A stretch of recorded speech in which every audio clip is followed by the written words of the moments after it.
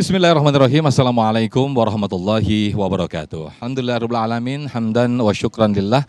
La haula wala quwwata illa billah. Senang sekali pemirsa, Damai Indonesiaku kembali hadir di hadapan Anda. Selama 90 menit ke depan pemirsa kita akan mendengarkan nasihat dari guru-guru kita yang sudah bersama jamaah. Nah, siang hari ini pemirsa kita bersiaran langsung dari Masjid Manarul Amal, Mercu Buana, Jalan Meruya Selatan, Kembangan, Jakarta Barat. Nah pemirsa, pernah nggak di antara Anda yang mungkin mencita-citakan sesuatu, menginginkan sesuatu, mengharapkan sesuatu, namun tidak sesuai kenyataan, tidak sesuai yang Anda inginkan. Nah, bagaimana sikap kita sebagai seorang umat muslim? Nah, inilah nanti yang kita akan dengarkan nasihat dari guru-guru kita. Ada Ustadz Asmar Lambo, kemudian juga Ustadz Fatih Rishad, dan juga Ustadz Rustandi atau A. Jufri. Pemirsa, langsung saja kita simak nasihat dari guru-guru kita. Dan inilah Damai Indonesiaku yang dipersembahkan oleh Sarung Wadimor, tentu sarung kita. Selamat menyaksikan. Bismillahirrahmanirrahim. Assalamualaikum warahmatullahi wabarakatuh. Lemes amat. Alhamdulillahilladzi khalaqal insan wa 'allamahul bayan. Asyhadu an la ilaha illallah wahdahu la syarikalah. Wa asyhadu anna sayyidana Muhammadan abduhu wa rasuluhu la nabiyya ba'da. Allahumma salli wa sallim wa barik ala sayyidina Muhammadin wa ala alihi wa sahbihi ajma'in. Amma ba'd. Al-mukarramin, para alim ulama, wabil khusus asatid, wal asatidah, guru-guru kita yang akan memberikan tausiah nanti. Kita doakan guru-guru kita semuanya panjang umur, sehat walafiat. Dan jamaah sekalian yang nampak hadir di tempat ini, juga para pemirsa Damai Indonesiaku TV One di mana-manapun Anda berada. Jamaah sekalian yang dirahmati oleh Allah, saya awali tausiah saya dengan membacakan sebuah ayat dalam surat Al-Hadid ayat 22. Kata Allah Subhanahu wa taala, a'udzubillahi minasyaitonirrajim. Ma asaba min musibatin fil ardi wala fi anfusikum illa fi kitabim min qabli an nabra'aha inna dzalika 'alallahi yasir. Ini serius amat. Apapun yang terjadi, apapun yang menimpa kepada alam ini dan yang terjadi kepada diri kita, itu sudah ditentukan, sudah ditakdirkan, sudah dicatat oleh Allah min qabli an nabra'aha, sebelum kita diciptakan. Dan yang demikian itu gampang bagi Allah. Itu apapun. Cuma mohon maaf jamaah, kadang-kadang kita menyebut musibah itu hal-hal yang enggak enak, benar enggak? Benar enggak? Padahal ayat itu ma asaba, apa yang menimpa, apa yang terjadi terhadap alam dunia dan kepada diri kita itu sudah ditentukan. Cuman kita sendiri yang mengklasifikasinya nih. Kalau yang enggak enak disebut musibah. Kalau yang enak apa? Nikmat atau berkah. Bisnis lancar, saya dapat berkah. Bisnis gagal, dapat musibah. Padahal mau enak enggak enak namanya musibah. Kenapa? Sebab apa yang terjadi kepada kita itu namanya musibah. Itu sudah ditentukan oleh Allah sebelum kita diciptakan.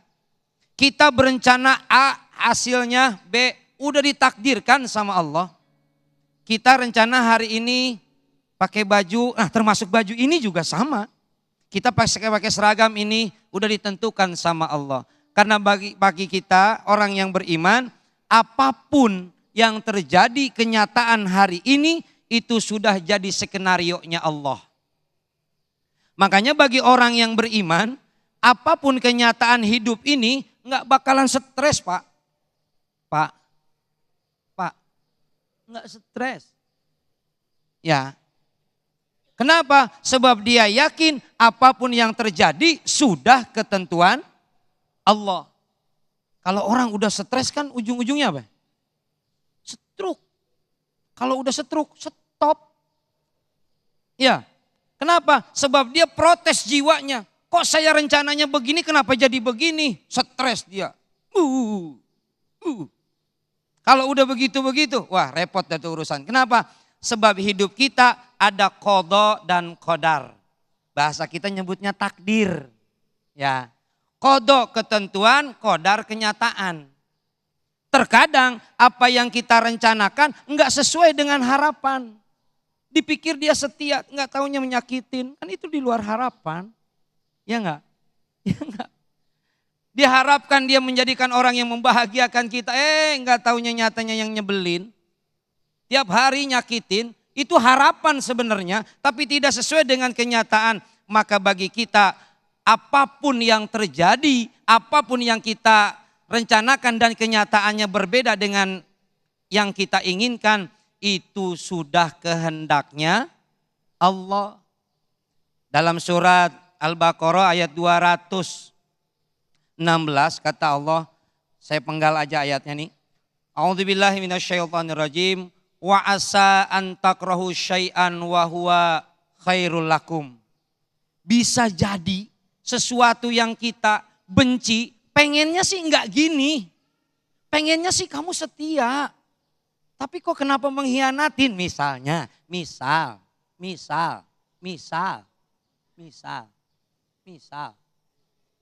Enggak taunya dia malah nyakitin. Tapi kata Allah, yang kamu benci itu bisa jadi, yang kamu harapkan itu baik tapi ternyata itu hasilnya mengecewakan, bisa jadi itu yang kamu benci sebenarnya suka. Akan ada hikmahnya. Masih pacaran sudah nyakitin, apalagi entar kalau udah jadi rumah tangga, gitu maksud Allah. Lebih baik kamu putus sekarang daripada terus-terusan menyakitin. Betul begitu? Itu pengalaman diputusin kayaknya. Iya. Wa asa an tuhibbu syai'an wa huwa syarrul lakum. Nih, bisa jadi apa yang kita harapkan baik itu sebenarnya enggak baik bagi Allah. Wallahu ya'lamu, Allah lebih tahu, wa antum la ta'lamun, dan kamu enggak tahu. Ada kebaikan, ada hikmah di balik itu semua. Maka bagi kita jamaah sekalian yang dirahmati oleh Allah, apapun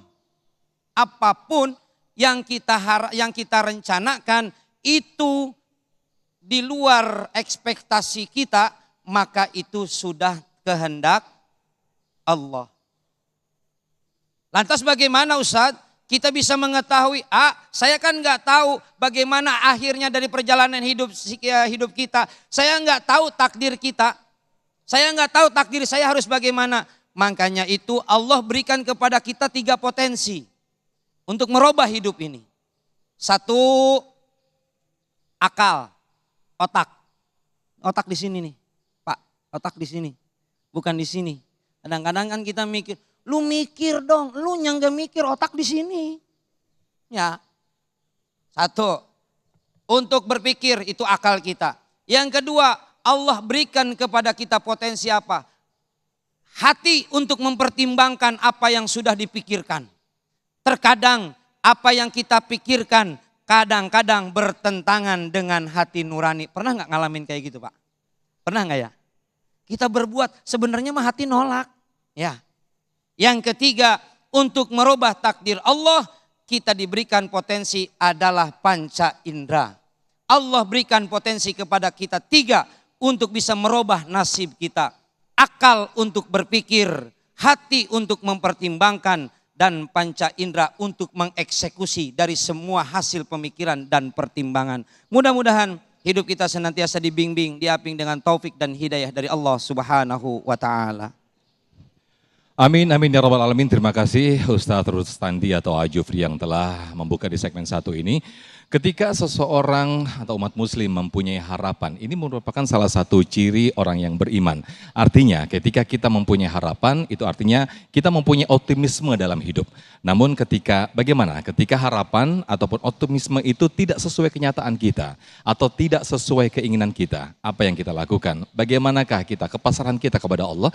Nah, nanti akan seterusnya atau sedalamnya akan dijelaskan oleh guru kita Ustadz Asmar Lambo di segmen berikut. Tetaplah bersama kami di Damai Indonesiaku yang dipersembahkan oleh Sarung Wadimor, tentu sarung kita.